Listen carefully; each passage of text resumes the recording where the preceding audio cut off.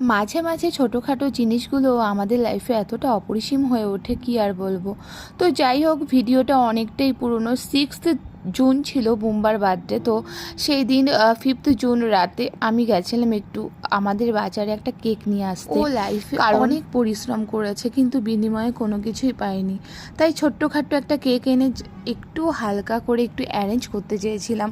জানি না কতটা ওকে আমি আনন্দ দিতে পেরেছি, কিন্তু এই দেখো, তারপর মাম্মামকে নিয়ে আমি একটা ছোট্ট কেক নিয়ে এসেছি, আর মানে কয়েকটা গোলাপ নিয়ে এসেছি। গোলাপগুলো সামনে ছিল তাই নিয়ে এসেছি। আর এদিকে বেলুন নিয়ে এসেছি, আর এদিকে মোমবাতি আর একটা নিয়ে এসেছি সেল।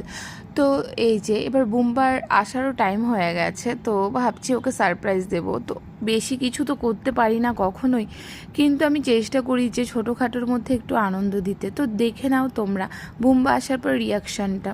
তো এসছে ও আসার পরে